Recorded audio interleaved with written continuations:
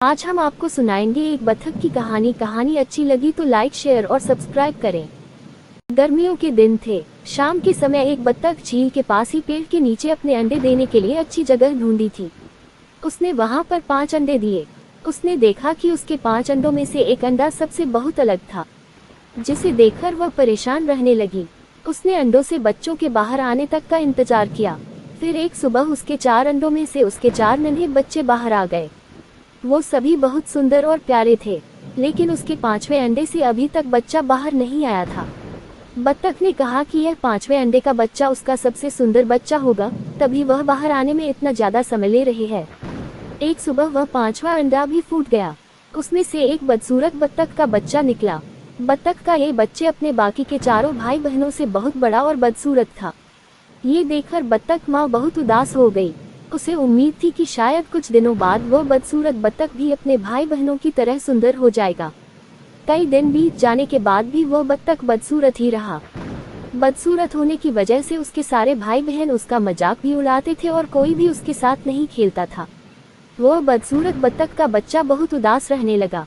एक दिन झील में अपनी परछाई देखते हुए वह बदसूरत बत्तख का बच्चा सोचने लगा कि अगर उसने अपने परिवार को छोड़ दिया तो वो सारे बहुत खुश हो जाएं। वो किसी दूसरे जंगल में चला जाएगा।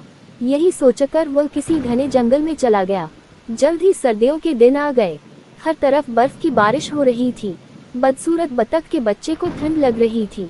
उसके पास खाने पीने के लिए भी कुछ नहीं था। वहां से वह एक बत्तख के परिवार के पास गया। उन्होंने उसे भगा दिया। फिर वो एक मुर्गी के घर गया। मुर्गी ने भी उसे चोंच मारकर भगा दिया। उसी रास्ते में उसे एक कुत्ते ने देखा, लेकिन कुत्ता भी उसे छोड़कर चला गया। बदसूरत बत्तख उदास मन से सोचने लगा कि वह इतना बदसूरत है कि कुत्ता भी उसे नहीं खाना चाहता है। उदास होकर वह बदसूरत बत्तख का बच्चा फिर से जंगल जाने लगा। रास्ते में उसे एक किसान दिखाई दिया। वह किसान उस बदसूरत बत्तख को अपने घर ले गया। वहां पर उसे एक बिल्ली परेशान करने लगी, तो वह वहां से भी भाग गया और फिर से एक जंगल में रहने लगा। कुछ ही दिनों में बसंत का मौसम आ गया। अब वह बदसूरत बत्तख भी काफी बड़ा हो गया था। एक दिन वह एक नदी के किनारे टहल रहा था। वहां पर उसने एक सुंदर राजहंसी को देखा, जिससे उसे प्यार हो गया। लेकिन फिर उसे लगा कि वह एक बदसूरत बत्तख है, इसलिए उसे वह राजहंसी कभी नहीं मिलेगी। शर्म से उसने अपना सिर झुका लिया। तभी उसने नदी के पानी में अपनी परछाई देखी और वह हैरान हो गया। उसने देखा अब वह बहुत बड़ा हो गया है और एक सुंदर राजहंस में बदल गया है। उसे यह एहसास हो गया कि वह एक हंस है।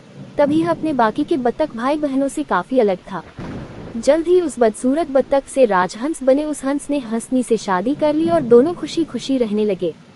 सही समय आने पर हर कोई अपनी सही पहचान कर सकता है। तभी वह अपने गुणों को पहचान कर अपने दुखों को दूर कर सकता है। कहानी कैसी लगी कमेंट करके जरूर बताएं। वीडियो अच्छी लगी तो लाइक करें। हमारे चैनल में नए हो तो सब्सक्राइब करें। मिलते हैं अगली वीडियो में।